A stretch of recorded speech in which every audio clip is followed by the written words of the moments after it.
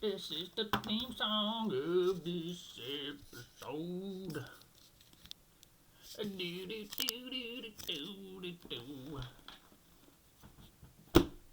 Alright. These, how many is this? 1, 2, 5, 6, 7. These are the 11 shows that I've watched recently, and we're going to talk about them. Now, I'm still watching some of these, but I'm sick of waiting.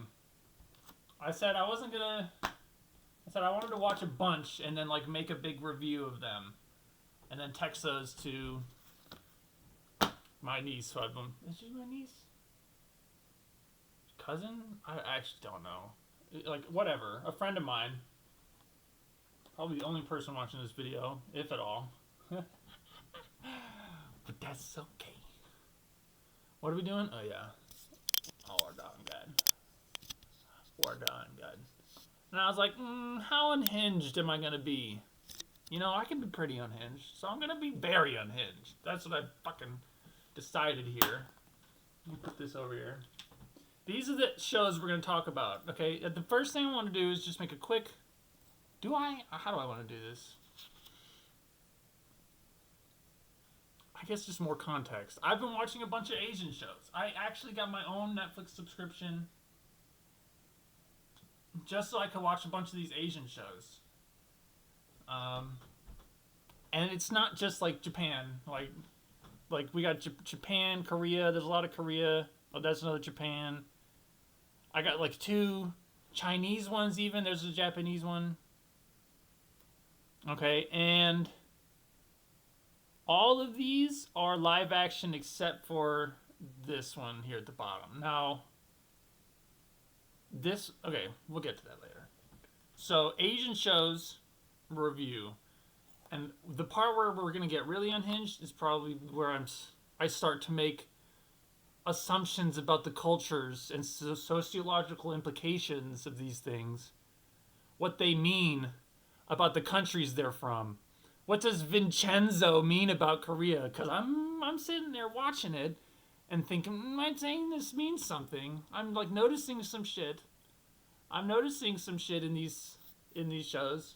Some consistencies.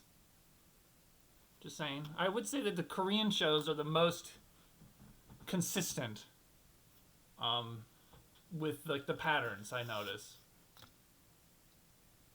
Japan is you know, it's like prides itself on a little bit of inconsistency. It feels like, at least.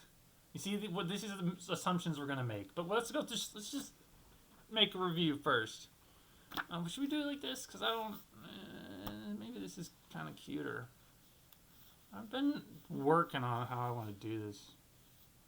I don't want to switch back and forth and switch pages. Blah blah blah.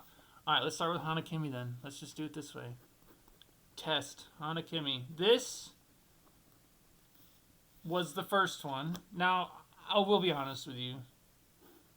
I was going to actually keep this a secret. But I watched this one before. And I watched Vincenzo before. The rest of these I've never even heard of. Oh, I think I watched Mr. Queen before too. I watched a little bit of Mr. Queen. My aunt had told me about Mr. Queen. Shoutouts to my aunt. She's into the Korean shows.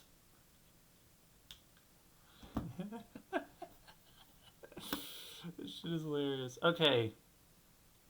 Do I want to give it a ranking out of 10? Is that what we're going to start with this? Hanakimi out of 10?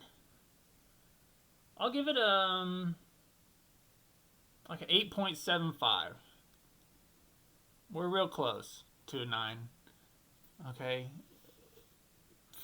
Probably the funniest one here. It's the most lighthearted. It's like the lowest stakes. A bunch of these are super high stakes, dude. Like, some of these, the world is at stake. You know? There's some crazy at stake shit at these. But Hanakimi's just like, here's this girl who snuck into this hot boys' school, but for good reason. You know? She's is interested in romance, kind of, I guess. No, she's surprised by all that shit, isn't she? Funny. I'll write this down. Why have it here if I'm not writing this shit down? Funniest. Lighthearted. Lighthearted. Easy to watch.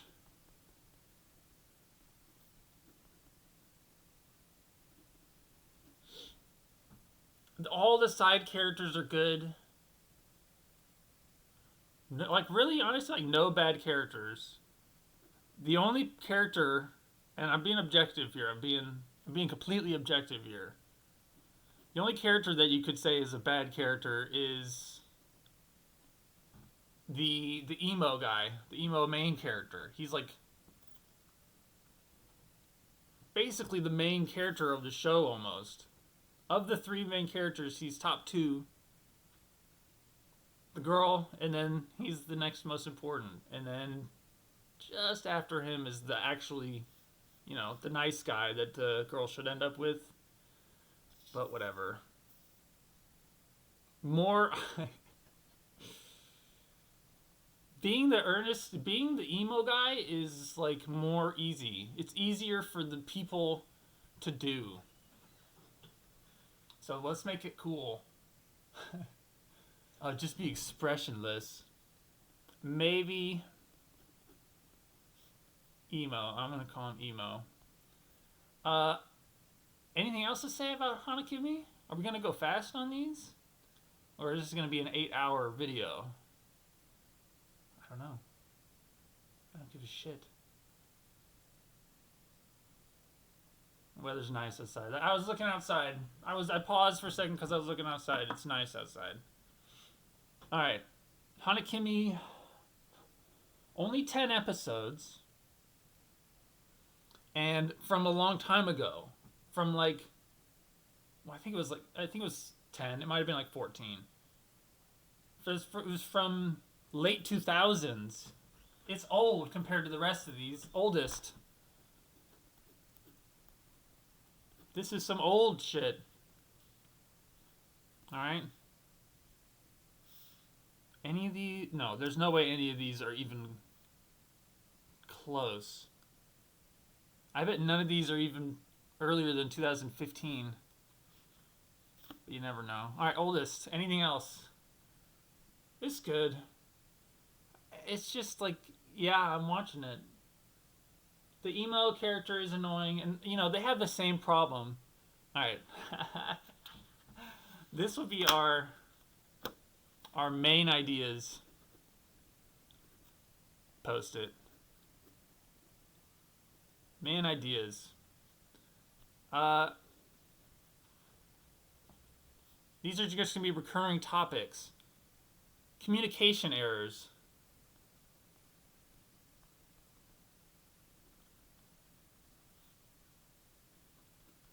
Call it communication skills.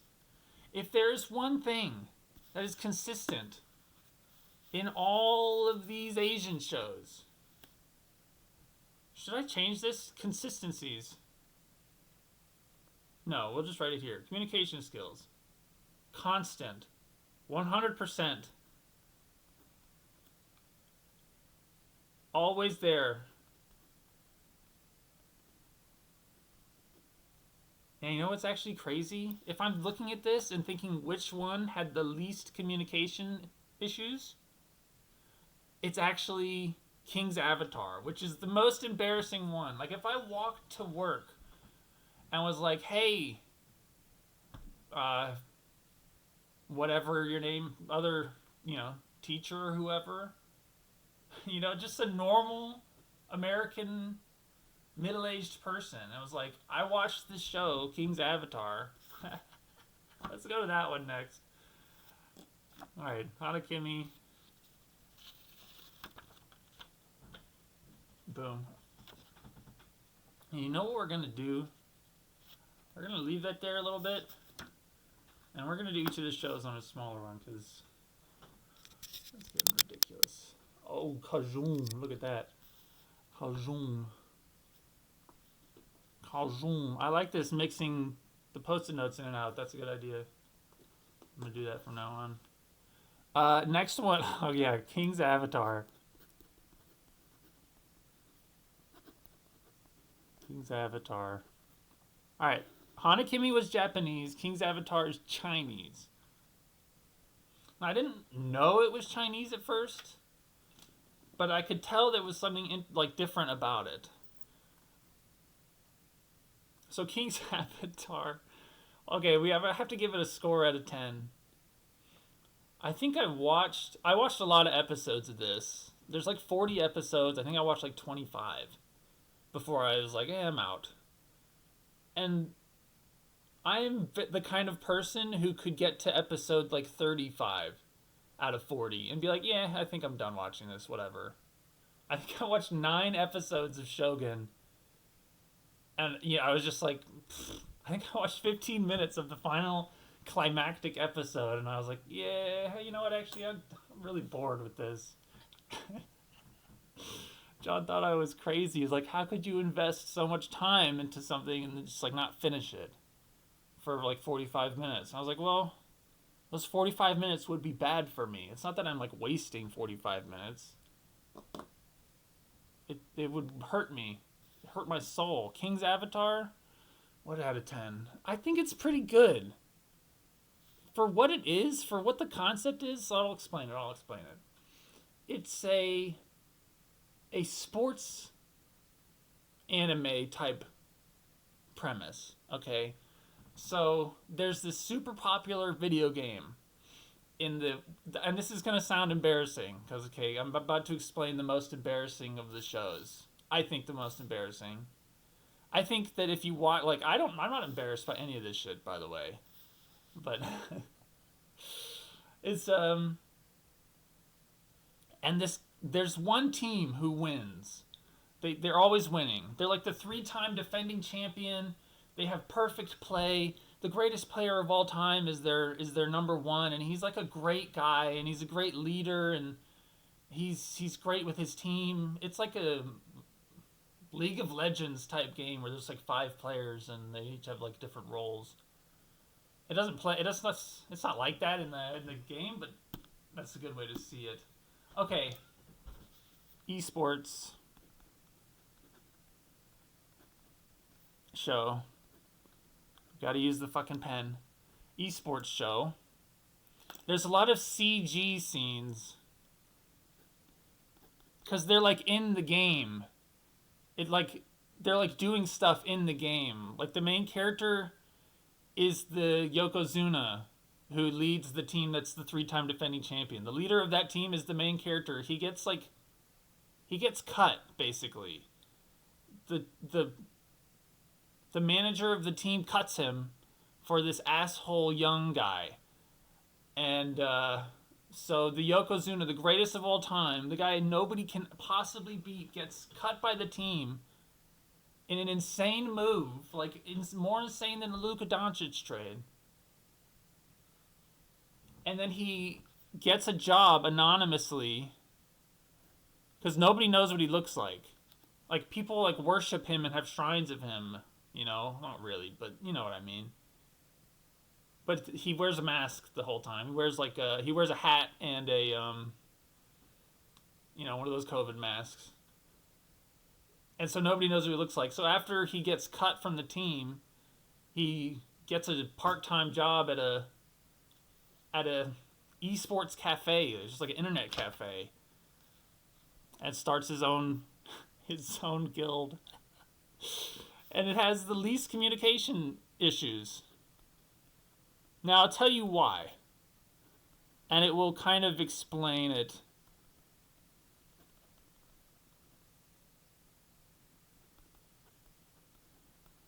Because I'm sitting there, because it's Chinese.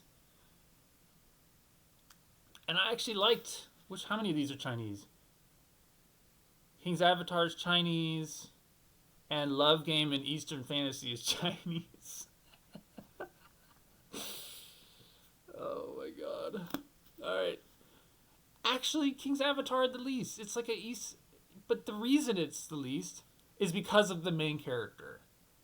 And because the main character is an OP main character archetype, he's like he's the god. He's God, you know? Like, and he's not just God, he's like God and Buddha. He's like the greatest coach. He knows exactly all the right moments to challenge his little proteges. He knows exactly what to say to them. His every single move is like this calculated, I'm going to make them better. And you know, like a standard OP character, OP main character trope, he does have one weakness, is that he doesn't know how to do anything like at the store. He gets a job at the store, at the internet cafe, and he like doesn't know how to fix a computer. He doesn't know how to serve coffee. He doesn't know how to like buy food. That's like his silly gimmick, but he's actually the goat of all goats. And even he might actually even know how to buy food, and he's just like manipulating everybody perfectly. But he's right all the time. And he doesn't take that huge of, I mean, he takes some pretty big gambles, but he's right all the time. Is this show good? I'll give it a 7. I'll give it a 7. Not really recommend. It's long. It's nice. It's interesting to think of it. And okay. Let's talk about how it's Chinese. Number one, the OP main character has like a divine guidance to him, which is Chinese. You know, they have the mandate of heaven, and they like in a bunch of these Chinese shows and old Chinese movies and tons of stuff. It's always like there's a divine. Like if I get lucky at the casino, it's like a divine hand guiding me. There's lots of like, clearly there's a divine hand guiding the OP main character. All right, so let's write that down. I don't know what that means yet. Divine hand. MC. The way aggression. Let's talk about aggression. Aggression and confidence. And face. Oh, what's that shit called? There was some term for it. Yeah. Give me that. That's not it. And face. Aggression and confidence and face. The way you show aggression in these Chinese movies, and it's both of them, but Love Game and Eastern Fantasy is a little bit different. It's very different. But definitely in the one we're talking about, King's Avatar, the way people show aggression in King's Avatar is like, it's like a verbal shock and awe strategy. All right, let's you know what? Let's put that back. Actually, we're done with that. Now we're just going to talk about China.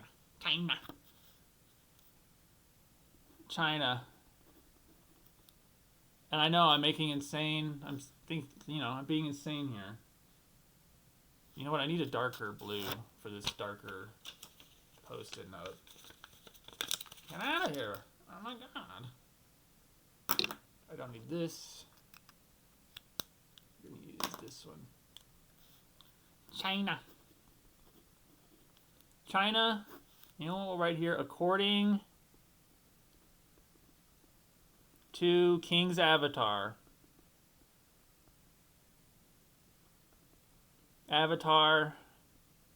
And Love Game, which is the one I'm still watching. I'm not done with it. I just finished like the opening season, or the opening arc, I guess. And I like it, by the way. And I liked King's Avatar. I gave it a 7. 7's a good score for me. Alright. Because there's Divine Hand in Love Game. They've also mentioned that kind of not ideology, but approach to things. Divine Hand. Alright. right? And aggression. So let's talk about aggression first. Yeah, never know. This is going to be an 8-hour one. Settle in, babe. Settle in. I need water. Okay. The way you show aggression in China, according to these, like the two shows I've watched, right? I'm also okay with you getting mad at me. Like I'm not trying to be PC here. Oh, there's good water. Num num. And this isn't necessarily a negative. You know, it's not like I'm making fun of them. I could make an aggression an aggression rundown on America. Like the fact that I call it America, not the USA, is boom, get fucked. Vocal shock and awe.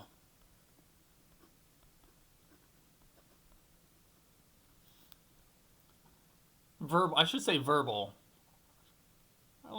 Whatever. Verbal shock and awe.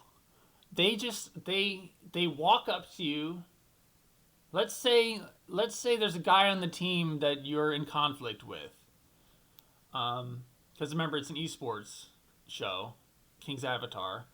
There's a guy on the team that you don't like. You're in conflict with that guy. And there's a couple people you're in conflict with, of course, you know. But this guy, you don't like this guy. And he loses the game. You know, not that insane a thing, right?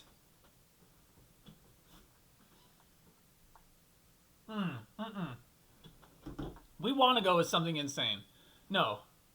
Here's the situation, babe. Oh my god, watch this. Oh, there's another one. Actually, hypotheticals go on unlined. The goat. Let's just say what happens in the show. The goat of the world, right? The main character, MC. He gets cut from the team. Gets cut. I remind you, he's won the last 3 championships. He's dominating. And he's fantastic. And the only thing wrong with him is that he wears a mask, I guess. Even though, like, he's still the most popular player. And I think the fact that he wears a mask would actually sell more tickets than if you could see his face. But I don't know. It's not really well explained. And it was right at the beginning. He gets cut. His replacement comes up to him. Replacement approaches. His replacement approaches. I don't know if that he's supposed to be there in the hallway. The guy gets cut. He comes out into the hallway, and the replacement approaches him. And I guess the replacement knows that this was going to happen. And his replacement is like, I'm in a position of power now. Even though, like, you know, obviously he's fucking not. He's terrible at the game. Nobody likes him.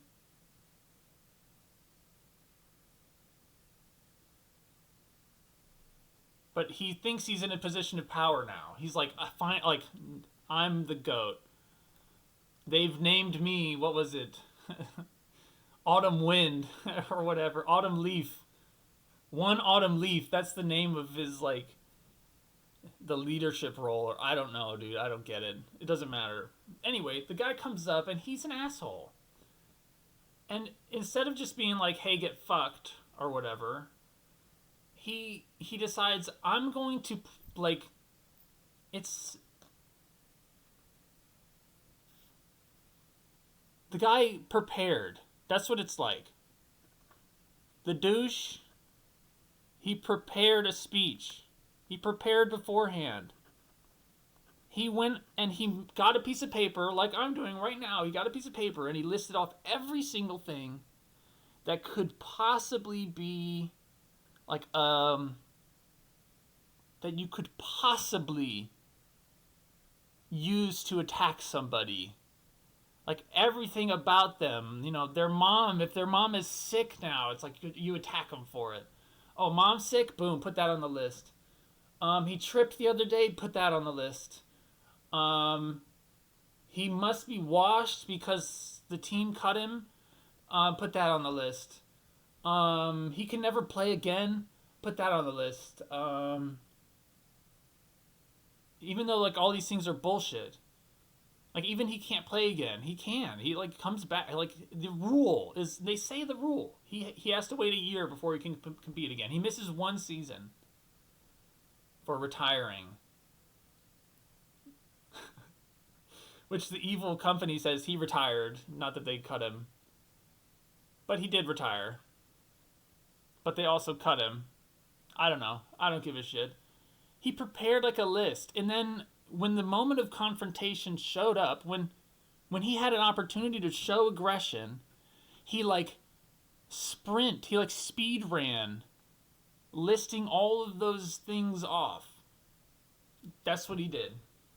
He like did a speed run, shock and awe, drop as many missiles as possible, as fast as possible, attack, attack, attack, attack, attack, attack, and do it with a certain personality.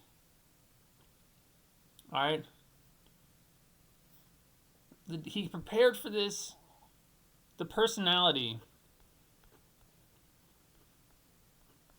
Actually, you know what? We're going to put personality on this main one. Because this personality priority is true for all these Asian shows. Personality. How is the person acting? What is their body language during aggression? Personality during aggression.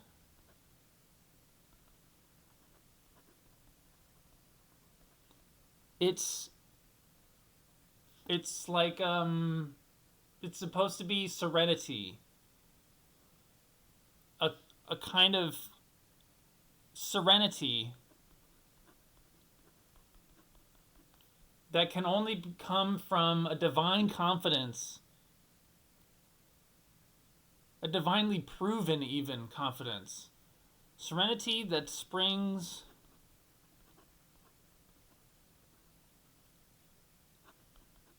from righteous confidence. I'm gonna have to kind of guess on righteous confidence. There's no emotion. Whenever you're attacking a guy and saying that his kid is gonna be autistic, like attacking, okay, I mean that kind of shit. Like, oh, your friend is mentally handicapped, they're a little fucking piece of shit. Like, I'm gonna attack on everything. Okay, I wasn't fucking around. This is how you have to act. You have to, like, emotionless. You're not yelling. You're never yelling. You're never uncomfortable. You're always, like, fixing your suit when you stand up calmly. You're just always composed. And I'm going to use this word composed a couple times in this 8-hour video I'm about to record. Composure. You know who never loses their composure? The main character. The GOAT, the Yokozuna of Yokozunas. The divinely chosen leader of the team. Who we're all, like, owe our whole lives to. Our savior, our messiah. He never loses composure. Okay, so losing composure is... I don't know, dude. It's some bad shit. You don't want to do this. In Asia. Okay, not just China. Not just China, but Asia. Alright, we're done with King's Avatar. I'm done talking about that shit. What's next?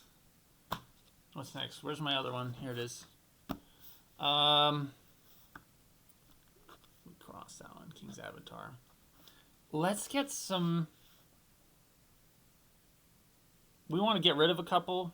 Let's get rid of a couple that I don't care to talk about very much. Okay.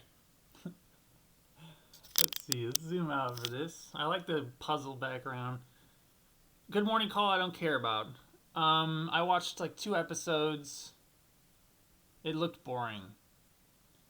the there was a character that killed it for me. All right, good morning call.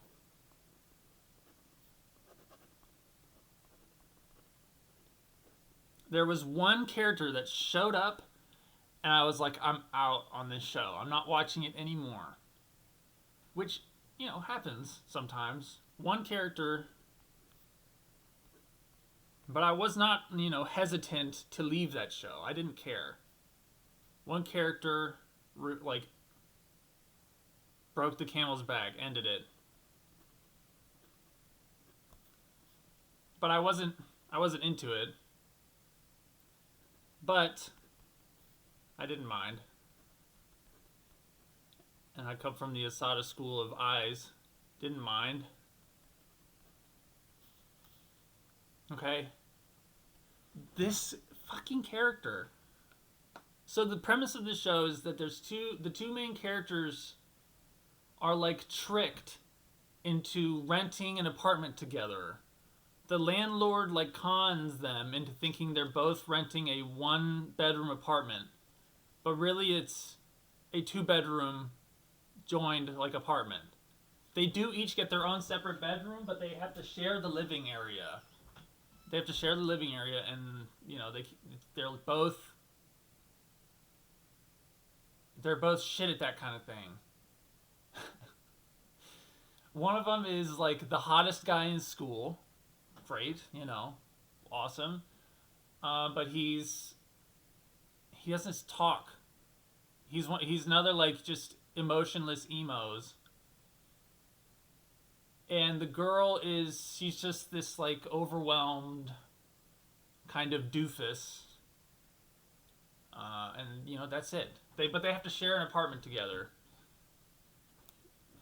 Comedy ensues, I guess. And everybody is into the main hot guy. Okay, the character works. Who's the character? The main hot guy works at a coffee shop. He works at a coffee shop. He's a barista. He's a sexy barista at a sexy coffee shop. Like Persona 5 style. And the coffee shop owner has a daughter who's way like too young for the main character, and she also is just horrible fucking person. Coffee shop daughter. DUA? I can't spell for shit. Or DAU. I don't care. Horrible. Ruined. She shows up. She's the worst. Okay, in contention. She's on the list. In contention for worst character of all of these shows. Worst character of Asia. She's gonna win that fucking award. That was the end of that show. Good morning call. 3 out of 10. Don't give a fuck. Boom. Behind Your Touch. This one disappointed me. This one was a disappointment, I gotta say. And it wasn't a disappointment until the last, I don't know. I could kind of feel that it was maybe this is gonna be a disappointment. Great premise. We'll start with that. Great premise. Great premise. What do I give this show? I'll give it a 7. Yeah, I say it's about on par with King's Avatar. The premise carries it, though. Like, King's Avatar is kind of cute and weird, and it's intriguing in a lot of ways. But it's got issues. This one has totally different issues, and it's good for totally different reasons. The premise. A little vet girl, gets psychic powers. Gets powers. She can see people's memories. Sees memories. But She has to touch butt. She has to grope. She has to touch their butts to do it. She can only see people's memories because when she's touching their butts. Okay, I know what you're thinking. You're thinking, we're in. We're in. That sounds good. That sounds funny. They don't make it like they're not gonna fuck around. Like these Korean shows do not get as racy as the Japanese ones are willing to get. So usually it's played for a comedy bit. And she gets involved. The main conflict of the movie is a serial killer is in the town. Serial killer show. There's some serial killer in this town. And she sort of gets wrapped up in it once she realizes that she has psychic powers. She starts to work with one of the police detectives. There's a little bit of a will they won't they with them, but not much of one. Now, the reason this show disappointed me is because the show became all serial killer show. Alright, ratios. Let's talk ratios. Ratios. What is my ideal ratio between these two key parts of the show? The psychic powers, that could be done for lots of comedy bits and romance stuff and like jokes and lots of that kind of things. And the serial killer obviously provides lots of tension and, always like, I can't let my guard down. Do I trust that person? Do I not trust that person? But what's the ratio we want? If it's me personally and I'm sitting there and I'm like, okay, I haven't thought about this, but I'll go 70-30. Ideal. Okay? What happened? 70-30, 70% the psychic butt touching powers. Right? And 30% serial killer show. By the end of this show, it was 10-90, dude. Reality. Reality ain't always the truth. Rhymes equal actual life in the youth. And actual life in the youth in this show is 90% serial killer bullshit. That's what's wrong with this show. So, it's a 7 because it's not, it's still not horrible. But fuck that. Fuck that. Alright, we're good on that one. That's one of the few that I finished. I finished Hana Kimi. Did not finish Good Morning Call, obviously. That character was in the show for like maybe 10 total minutes of her. A couple little parts at the beginning. And then like she came in and had her first real scene and I was out. I was like, no. No. We're not watching that. Alright. We can get rid of Cash Hero quick. I didn't watch that much of this one. I'll give it a 5. Not terrible though. 5 is average for me, okay? I'm not one of those people who's like a 7 is average. No, like why would a 7 be average? I'm gonna force my bell curve to peak at 5. That's how it should be in my brain. So Cash Hero is a 5, which means it's average. It's not bad. I don't have anything against it. Good Morning Call was a 3. Okay, this is way better than that. Superpowers. It's superheroes. They're superheroes, and our main character, his dad gives him a superpower. And the superpower is that if he can spend money to be strong. So like he could punch through a brick wall and it would cost him $20. So if he wants to do anything extraordinary, he has to like strap money to himself so that he can money focused as fuck. this, if there's like a sociological conspiracy going on,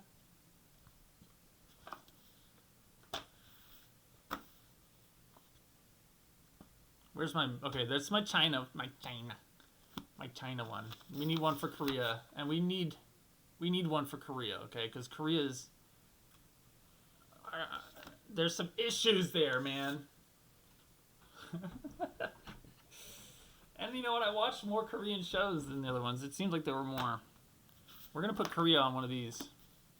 Korea. Okay, let's start with composure. Okay, that composure. I'm spelling it wrong. Go away. Korea. And I'll put South over here. South. But they don't really exist in a vacuum. We're gonna say some crazy shit about Korea. But we're gonna start with composure, okay? We might say some shit about Korea, but we're gonna start with composure because that's the most important thing. Composure is even more important in Korea than it is in China. Based on all these shows. Composure. Now, when you attack somebody in Korea, and I want to say, let me think about this for a second. Which of these, Kashiro is Korean. Money is important. We'll put that there, because for all of these, money is sacred. If this is ever a reason for behavior, everybody in Korea is like, I get it. I agree with that part of what you did, the greed part. Like, I agree. I can see that we're on the same page here, because your motivations are the same as mine, which is, greed, which is, money and self-interest. It's like a capitalist. This is the crazy thing we're going to say about Korea in this, and this is not that crazy because it's fucking, obvious. Korea is a capitalist experiment. And there are consequences of that. One is that money is sacred. And we're overconfident about things because we can't admit weakness. Can't admit weakness.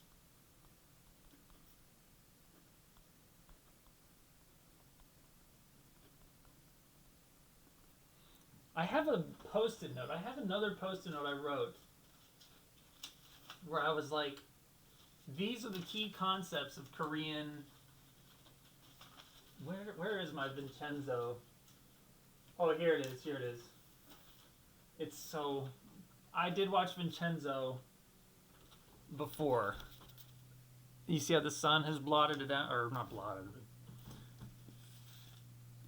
Alright, we're going to talk... This is going to be Cash Hero. We're done with Cash Hero. I'm actually done with Cash Hero. We're not spending any more time on Cash Hero. Vincenzo. That's the one we're on now. Vincenzo. With a Z, I'm pretty sure. Dude. 5 out of 10, though? Like... I'm going to give it a 4 out of 10. I might change Cash Hero to a 4.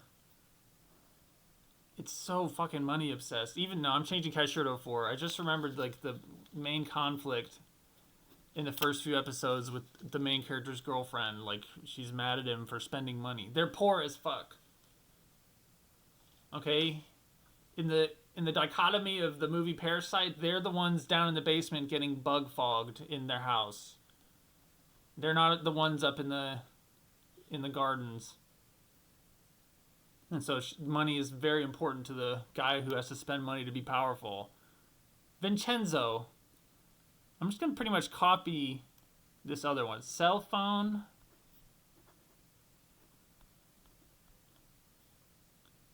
Kung Fu. In Korean stuff, cell phones. cell phones are in your hands. They are like they're they're like guns in Western movies. Always there, always at the hip, always at the ready. Guns in Western movies. You know, in the little holster.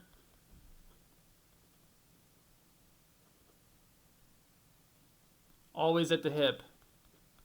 Always ready. And they use it for everything. They don't. Here's an example from Vincenzo. The guy is annoyed that there's a pigeon at his window. And so he like opens the window, and he, with his phone in his hand, he like taps the windowsill near the pigeon with the edge of his phone to scare the pigeon away. Okay, and that's, you know, it was a minor thing, and it is a minor thing. But this is how they do their phones. Their phones are for everything. If there's some way to accomplish your goal using your phone, the phone is in the hand. Even when you're just walking down the street, you're just having a regular fucking conversation, phone is in hand. Always, always, phone is there. Korea, we are on the phone. We buy the Samsung. Samsung is the god of this capitalist experiment, and it is the god. You have one, and you want to work for them. That's Korea. Sorry, Korea. And what else is in my Vincenzo? What else did we learn from Vincenzo? Oh, that's not a Korean thing. But Vincenzo, something I did think was interesting about Vincenzo. Each character, and this is true of a lot of these shows, I know we're switching gears, but I'll do whatever I want, has a musical theme. You know, what's that Russian animated thing where the guy goes out and tries to catch the wolf? Peter and the Wolf? It's the same. All the characters have little musical theme songs. Alright. Okay, I don't think we need that yet. Right, let's just get rid of Vincenzo because I don't want to talk about it much. Drama. These Korean shows. Okay, actually, you know what? We're putting drama here. That's key for the whole thing. Drama. I'm going to write this. This is what it says on the post-it note. It says drama with 3 exclamation points. And it says, in Derek's voice. If you know, you know. Drama! Yeah. Drama is fuck. Okay, here's another one that matters. I think this is it. This is sort of the big one. This is one of the big ones for Korea. Or at least like one of the most interesting ones that I'm like confident about. Like I call this concept courtesy, selfishness.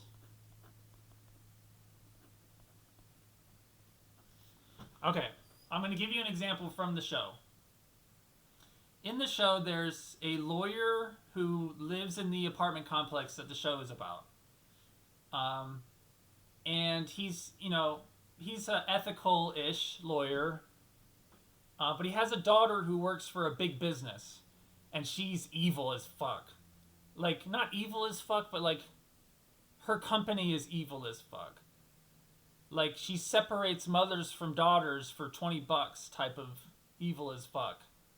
And the lawyer has disowned her, but the daughter is still like hangs around and is like one of the main characters and is the love interest for the male main character and is always hanging out, and she's always like, Dad, I care about you, but also I will destroy you. She like destroys him in court. She's one of those like, I'll go extra hard at him to prove that I'm not going to favor him. To prove that I'm fucking heartless. And that's the company she works at. The Vincenzo is drama as shit. Alright? But she shows up. She shows up to the main lawyer's office and is trying to talk to him. And he doesn't trust her. right? For good reason. Um, and so she starts giving these like explanations for why she's there, and they're like comedically unbelievable, right? It's almost played like slapstick, like a comedy bit that she's lying and she's like trying to see what excuse she can get away with. She's horrible. She's another one. Worst character, another worst character candidate. The fucking chosen one, man. The son of Gloreth. That movie blew. What a disappointing. If you know, you know. The ending sucked. Another lawyer girl. Oh god. Another good premise too. Another good premise for one of these Korean shows. Or what was the other one that had a good premise? Oh yeah, Behind Your Touch had a good premise. Okay. We gotta finish talking about this. I'm rambling. Unhinged. I actually need to ramble more. You know what I mean? You know what I mean? What am I talking about? Courtesy, selfishness, yeah. So she starts giving these reasons and the guy never believes her until finally she says like, okay, actually my boss said he'd give me like $50 if this happened, and I have this idea of how you could help me get that to happen, and I want $50. And then her dad is like, okay, boom, now I understand why you're here, and now we can actually start talking about maybe I'll help you, maybe I won't, blah blah blah.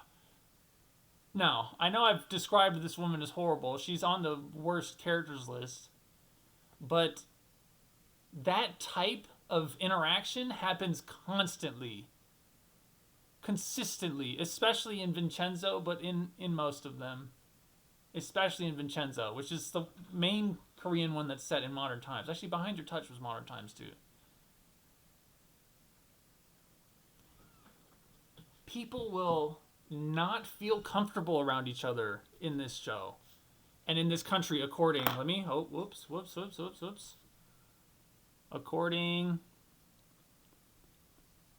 to Netflix shows.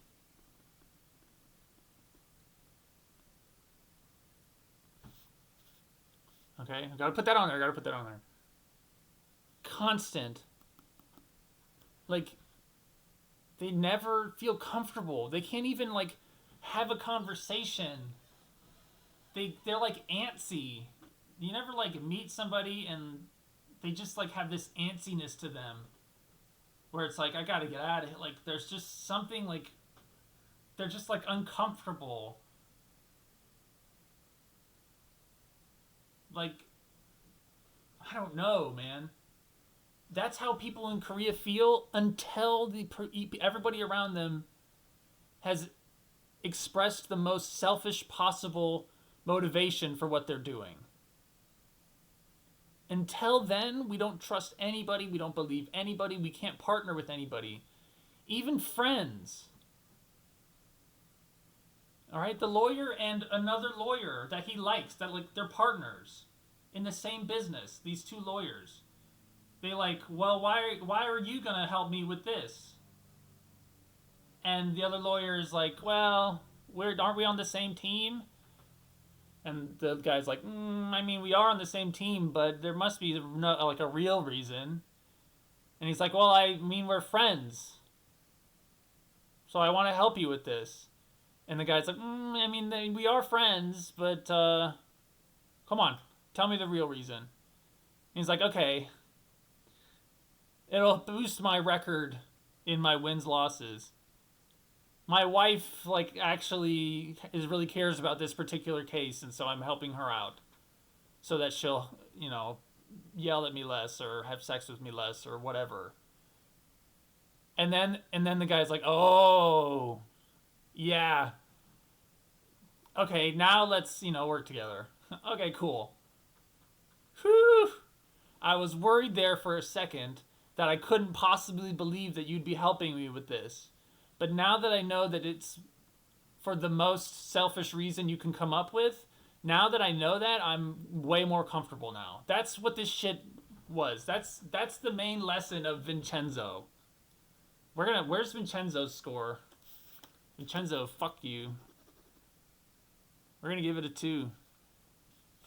Cash Hero, yeah, it can be a 4. I don't care. I didn't watch enough of it to be that mean to it.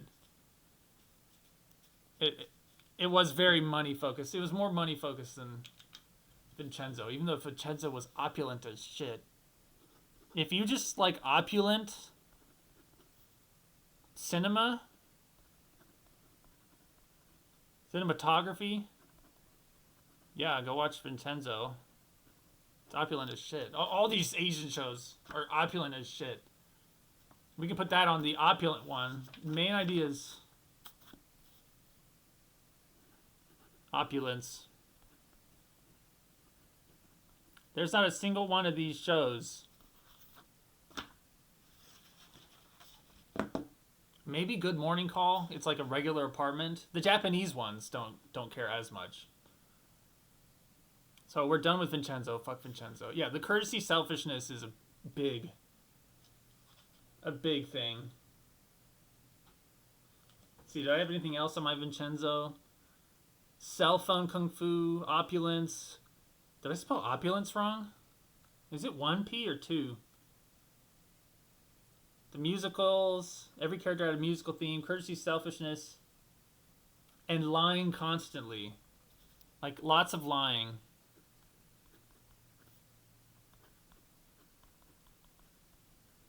Both ethical and unethical. I'm going to put those in quotes.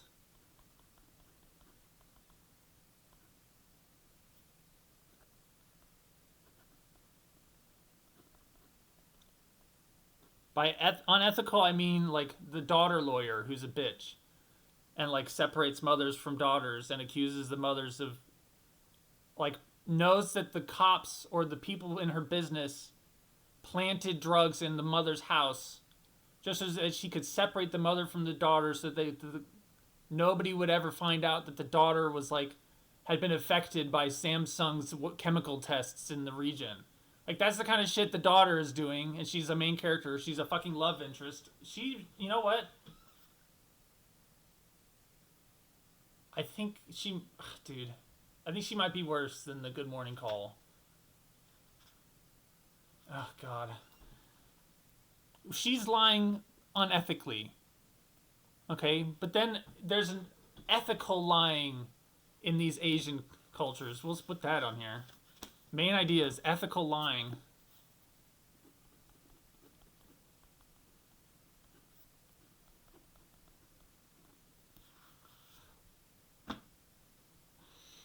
Oh my God. There's a famous line.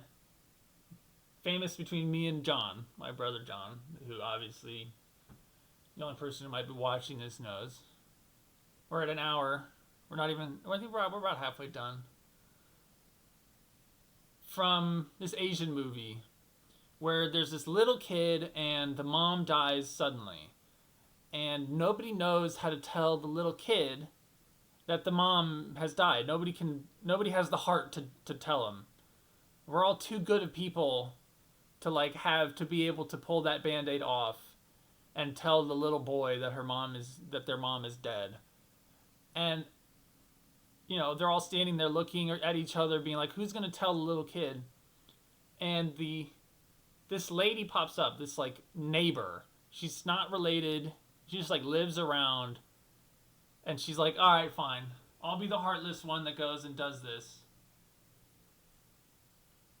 Or at least that's what I thought. But then she walks up and she says to the little kid, and the little kid is like little, like 3, 4, 3, and maybe like 2. Maybe 2. Let's go with 2. And the woman says, your mom's not dead. No. She says, your mom's at work. She can't leave work. She's going to be stuck at work. Your mom's not dead. She's at work. And then everybody in the room agrees like, okay, cool. We're going to let the kid live in a better world like a better version of reality. And when they're older, they'll figure it out, or we'll tell them. I mean, we won't tell them, but we'll just let them live in this fake world where their mom isn't dead until they're a little bit older, and then they'll figure it out. But well, let's do them a favor and let them live in this fucking fantasy bullshit land as a favor. That's the kind of ethical lying we have in a lot of this shit. There's tons of that kind of ethical lying. Where it's like, I'm lying, but like, I have to, or there's good reasons. We're done with fucking Vincenzo. Alright. Thank God. Hotel Del Luna. This one does not give Korea. This one's not going to help. This one's not going to help the the Korea allegations. Alright. This focuses on a different issue. I'm going to give it a 4. I'm going to give it a 4. I think out of 10. There are different issues. Toxic workplace. This is the key issue with this fucking movie. This fucking show. Here's the premise. Okay? There's a ghost hotel. There's a hotel for like people, spirits who have died. And sometimes they go to this hotel for a variety of reasons before they move on to the afterlife. Okay? I'll talk more about toxic workplace in a bit. Ghost hotel. That's the premise. Their two main characters are one, what do they call the person in charge of the like the head honcho of the service industry? The boss, hotel boss. And the second main character is new concierge guy, like new head butler. New butler, basically. These are the two main characters. So this is the premise. The new butler is a living person, a human. And the hotel boss is like, she's like 1,000 years old. She's like cursed to live at this hotel or something. It doesn't fucking matter. And the new guy is human. And it's a romantic show between these two. Okay? And the hotel boss is your prototypical. I watched a movie recently, and I didn't finish it. I'm still going to. It's one of those. 9 to 5, which is a movie from like the 70s where 3 women are working in a New York business, and their boss is this toxic, chauvinistic piece of shit, and the workplace sucks. And, they sort of like build a friendship and take down the boss. The man boss. And the guy is so toxic as fuck, okay? This is the kind of guy who, if there was a cute girl in the office, would try to have an affair with them. Like, he would slash the tires on her car in the parking lot so that she would need somebody to give her a ride home. That's the kind of shit we're dealing with. Okay? Seriously, in this show, the other people who work at the hotel are like, I think we want to kill the new butler. We want to kill the new butler. We're going to send them to the biggest demon room. We're going to send them to fight the biggest spirit of all the spirits in the hotel that eats everybody that goes there. And they tell the boss this, and the boss is like, yeah, okay, sure. And so they send the butler, and the butler goes, and the thing tries to eat them, and guess who saves the day? Guess who comes in and saves the butler's life? The boss. The boss strides in, big dick, tells the ghost to fuck off, and the ghost does because the boss is so strong and is saving the meek little butler. The meek, like, very meek little butler.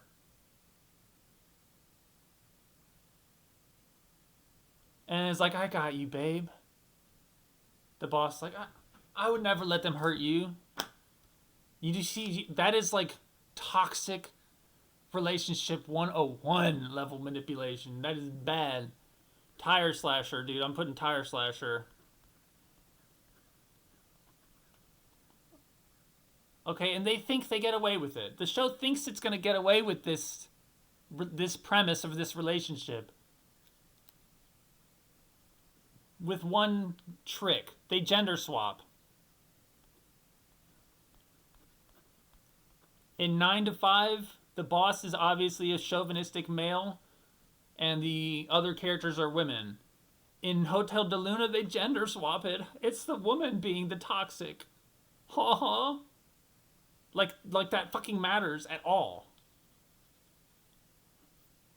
It does not help. That's what I'll say. Does not change things. Does not change anything. How fucked up it is.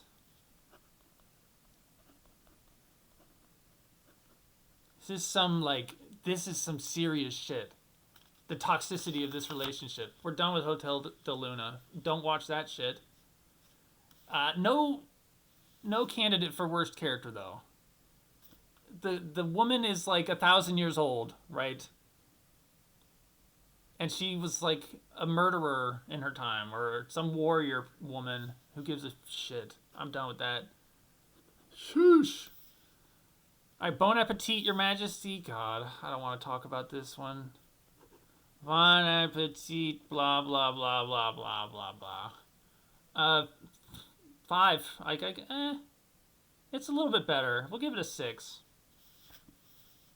Cooking in the past. Here's Korea. This is going on the Korea Post-it note, okay? This is going on the Korea the big one. Alright, loves. Going back in times. Loves Black Prince.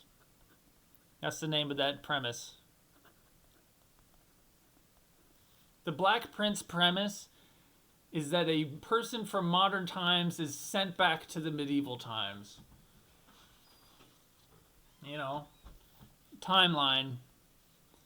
There's tons of these shows. The Whoopi Goldberg one. Oh my god, what was that thing called? A Night in Camelot or something like that. That Whoopi Goldberg one. So Black Prince premise.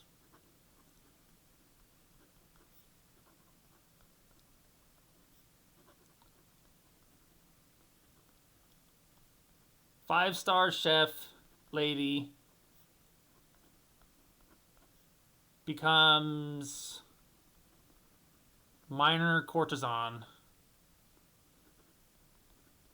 That doesn't mean she's banging the king. She's just a woman of the court. I think I'm not spelling that right. I don't care. No, she becomes the chef, but no. She's the 5-star chef, but she gets like captured. They think she's a witch at first. Fuck. Am I gonna have to write this whole thing again? Becomes head chef. We're just gonna skip the for famously evil king of the past. And basically what the show is, it's basically all cooking competitions. All Iron Chef competitions. She's won an Iron Chef, this main character. And so it's kind of fun, it's lighthearted. She's using modern cooking techniques and blowing everybody's nips off, you know? It's like everybody's clothes are flying off and they're like floating through the sky on naked on a Pegasus as they taste this cooked chicken or some shit. It's funny. Didn't finish it. Got tired of it. All the cook-offs, though, are life and death. Too high stakes. The stakes are too high all the time. Literally, by like episode 7, she's in a cook-off with China. No joke. She's in a cook-off with all of China.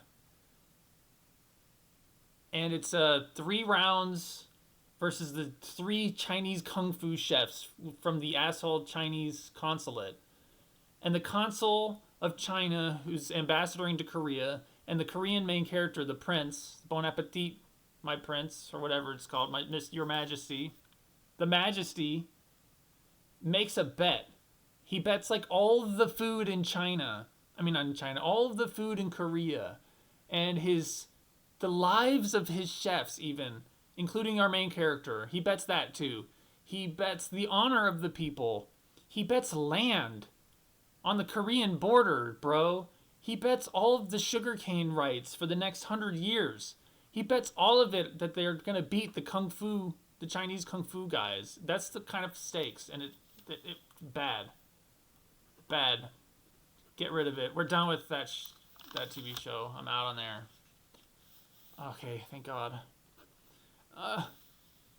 Mr. Queen, back to Korea. Wait, no, Bon Appetit, Your Majesty was Korea. These Asian shows, they love like royal palaces and opulence, so all this stuff. Mr. Queen, a male doctor,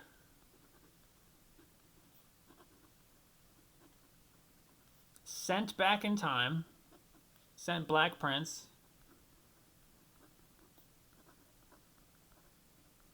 into a woman's body, into a woman. This is a courtesan. Again, I don't know how to fucking spell courtesan. I don't care. Mr. Queen, 2 out of 10. Starts off good. Good premise. Another good premise. We're gonna put that on the Korean one. Good premises.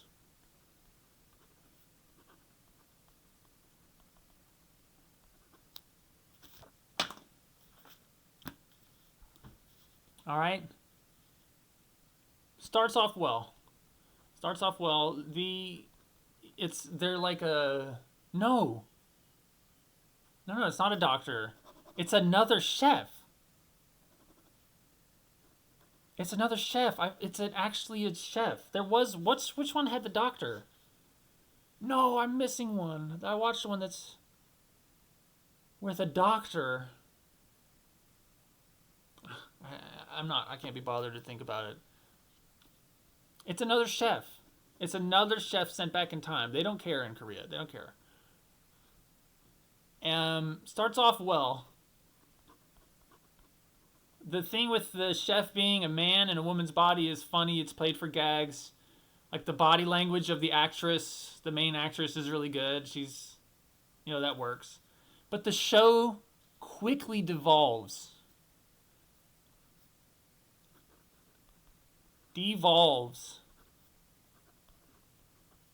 into court politics drama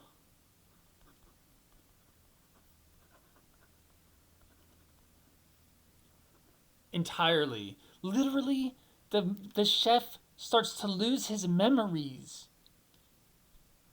and starts to forget that he's even a dude in a woman's body. He starts to forget his identity.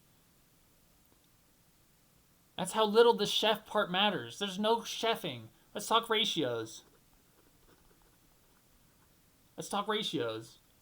Here's what I want. I want 80% chef and 20% Black Prince drama. Like drama entirely related to the times, the medieval times bullshit. 80%. I want 80% cooking. Bon Appetit. What was Bon Appetit's ratio? Bon Appetit was like 50-50. It could have been more, but the stakes are high, and her life's on the line all the time, and they think she's a witch. Nobody trusts anybody. The Empress Dowager hates her. Whatever.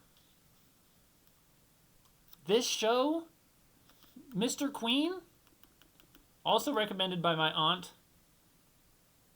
I don't know, Aunt Ruth. Mr. Queen, it becomes 90-10. It's just 100%. It's just 100% court drama. And it brings up something else. Evil characters are evil as fuck. Evil be evil. Oh no, no, no, no, no, no. No, no, no, no, no. Pen. My pen is actually running out of ink. Wow. Great. Thanks a lot, pen. You jerk. Evil be evil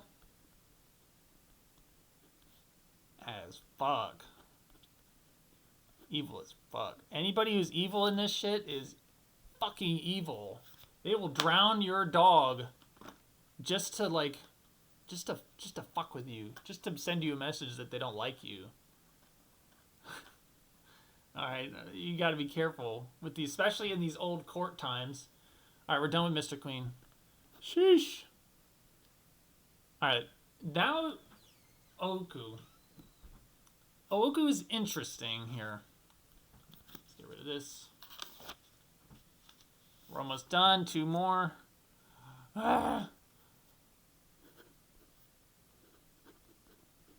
Oku is the tale. I'm going to give it 2 ratings. Okay? I'm going to give it 2 ratings, and I'm going to explain what I mean there. 10 out of 10, and then I'm going to give it a 1 out of 10. I know what you're thinking. This is insane. How could you do this? This makes no sense. I'm not used to this. I'm uncomfortable. Explain it in the most selfish possible way so that I can be comfortable again. The story is split into 2 stories, basically. 2 stories.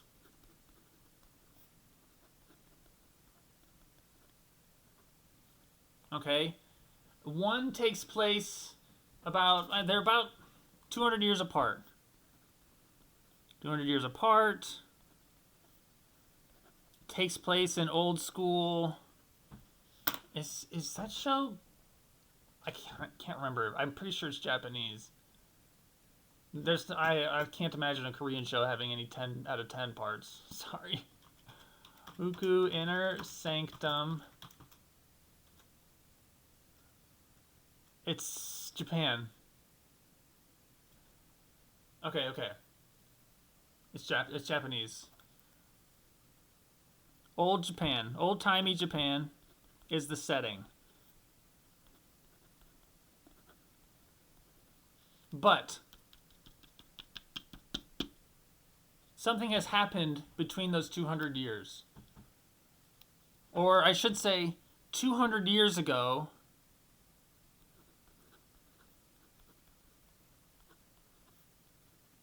and again, this is premise, a disease, I always misspell disease, oh my god, it's Japan. Okay, that's the premise. The setup is that 200 years ago in this society, Japan was hit by a disease that kills 90% of men. So this is almost a post-apocalyptic level society change. There are barely any men. It might be even more than 90%. It might be like 98. It could be 98. Okay? That's the setup here. So the emperor is now the empress. And women are like starting to... They have more power. And what happens is the main character is a man. MC... He's like a young man, he's nice, but his dick is too valuable for him to like, and so he goes and he's sent off to the Imperial Palace to be one of the Queen's consorts. And she's got like 1,000 consorts. And they're all just there, sexy, there in case the queen needs them for anything. It's more of a display of power and a display of luxury than anything else. So she's got like 3,000 or whatever hot, sexy men. And the main character joins this really weird situation where it's like a barracks. They all have to live together. There's a lot of inner consort politics. There's like relationships between the consorts.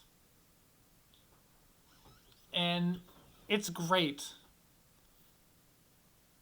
It's great. The Empress is great. The way they do how it approaches the male and female stuff is great. I like the queen is very mature and just like human. She's just having a good time. Like that's not what she's doing. She's making big changes. She's very progressive. It's great. Progressive.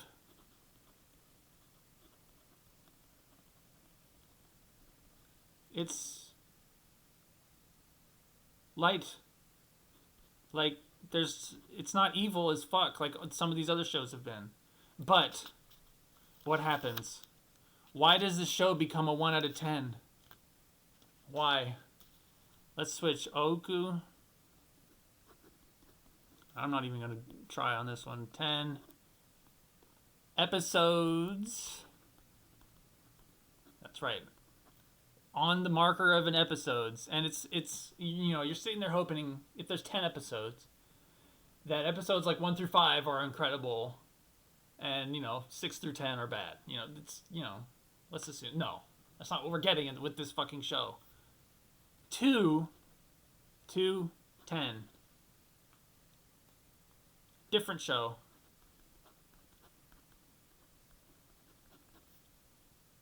Different story. I mean, it's like the 200 years ago story when the disease first hit. Okay, so at the end of the first episode, the queen has like established herself and she's done great. And the first episode is like an hour and a half long and it's fucking glorious. And at the end of the first episode, she finds the secret sealed documents that tell the story of the court at the time of the disease hitting. Like, it's going to show us, it's going to teach the main character, the Empress, it's going to teach her what life was like back then and maybe show, like, what happened and why all the men died. Okay? That's the end of the first episode. She goes and she's like, okay, she opens the book. The end credits are like the opening of the book of the story of 200 years ago. And then the rest of the fucking show is this 200 years ago bullshit. And it is the most evil. The most evil. I'm talking the 200 years ago story, and it's juxtaposed with the first episode being amazing and progressive and like great, and like all the authoritarian roles are like, actually we're making good moves. We're changing the system, and then to switch back and have it be like everybody is as evil as it could possibly be. Literally in the first episode, a guy comes to visit the town and he's a monk. And he's like this attractive young monk. And he's training to be a real, like he's like just now been approved as an abbot or whatever. And he comes to the town and there's for some reason, a minor princess, one of the people of the court are like fighting over him.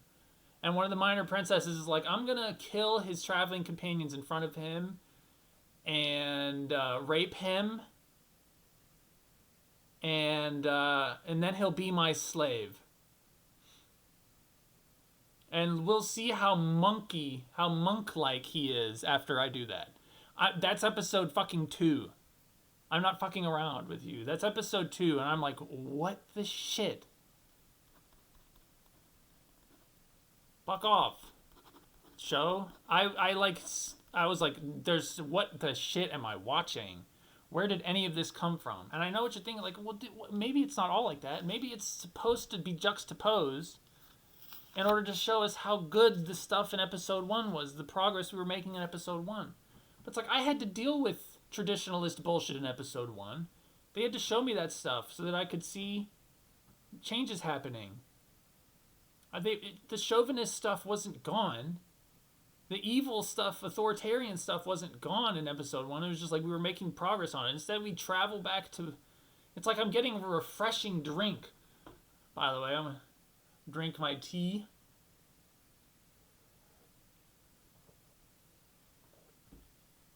It was like this refreshment, and then we go back to the worst possible, the place I least want to be. And I don't care if the point of that is to say, hey, aren't you glad you're not here anymore in real life? I don't care if that's the point. It's like teaching me a good lesson. I don't give a shit. I do know. You don't have to preach it to me anymore.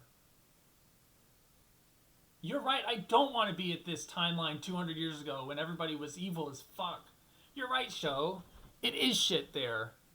We are raping and murdering abbots just for, like, whim because we're court people. And I skipped through. I was like, okay. My dream. I watched episode 2 and I was like, I have a dream. I have a dream that it'll come back to the Empress. It will come back to the Empress and it'll be glorious. And this was just a small little thing. The shorter it makes me sit in that evil world, the better for me. Right? I already know that world is evil. I don't need the show to be evil and, like, for me to experience evil. I don't need it for 10 hours. Like, you can do it for 5 minutes and I'm like, okay. Thank you for reminding me, I guess. It makes the impact of the progressive Empress more powerful, sure.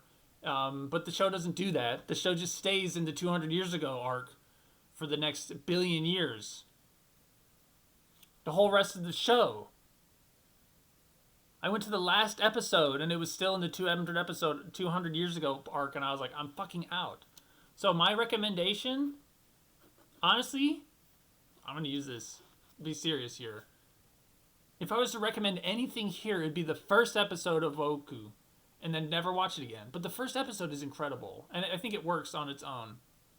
The main character is the courtesan, the man who becomes part of the harem. Just watch episode 1. That's the good shit. And then don't watch anymore. Run away on the rest of it. Alright, last one is China.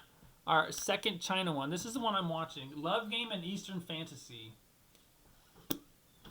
And this one is like a genre mashup. Love Game. I'll give it... I just finished the first arc, so I'm like 6 episodes in. 7 episodes. I'm going to give it a 7 right now. I'm going to give it a solid 7. It's a mix of an isekai and Black Prince. Get off of there. Mix of Black Prince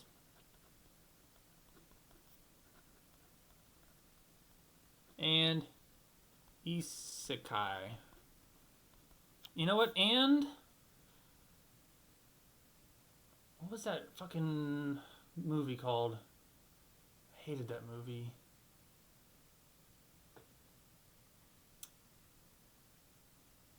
There's like I need a name for this genre of like romance novel writers turned into like where they like join. No, it's isekai. So it's a mix of a girl is a fan of an author who writes these romance books, and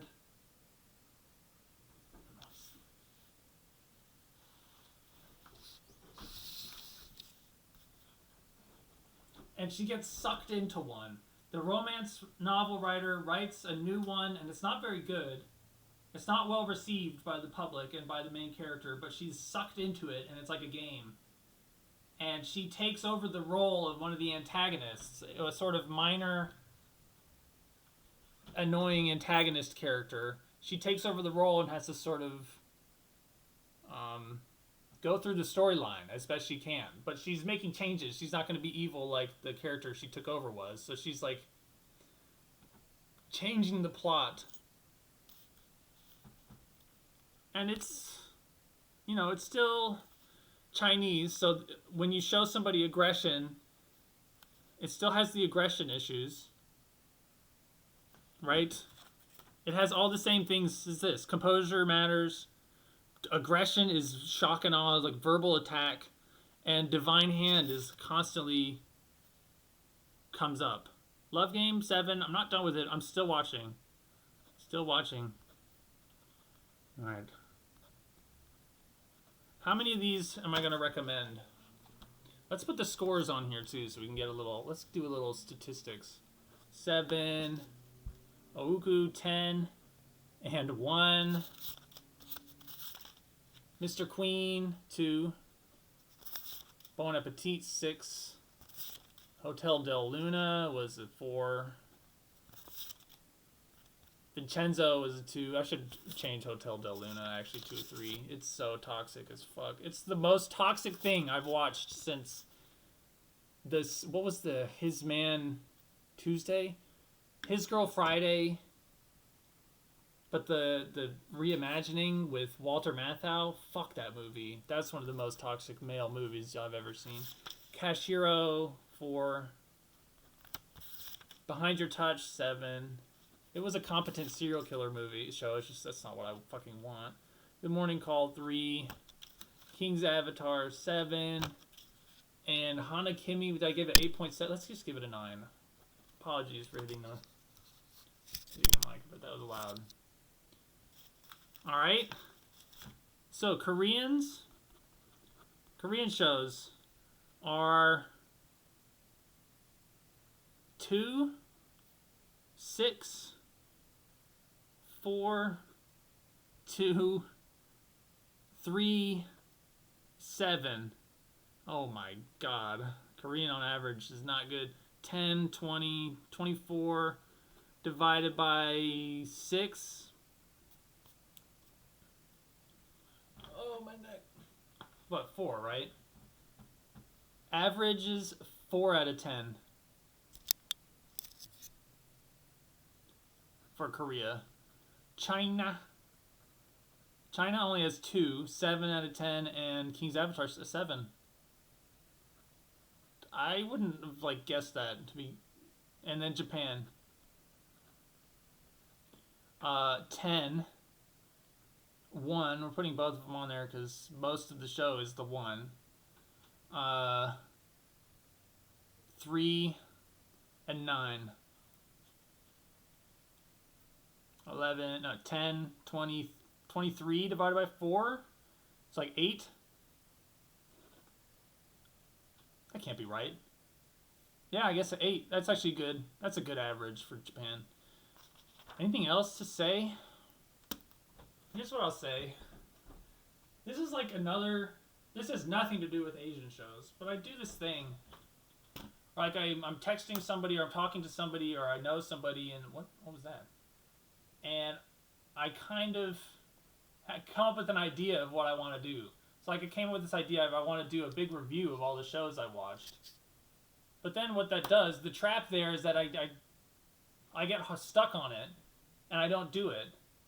And so it goes on for like months where I'm just like, well, I want to talk to this person, but I want to make the video first. Let's change the second part. Part 2? Or just the outro? I know I fucked up, but whatever. I got a 1 hour and 34 minute video. I reviewed, how many shows was that?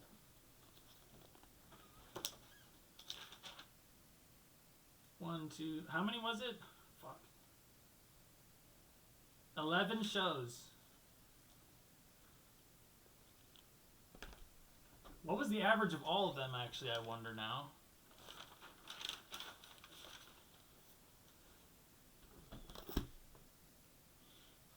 Yeah.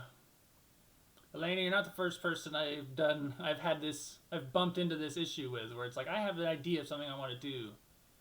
but then it just turns into like no. It just turns into no communication at all. So let's see, 2, 10, 20, 24, 38, 58, 61 divided by 11. Oh my god.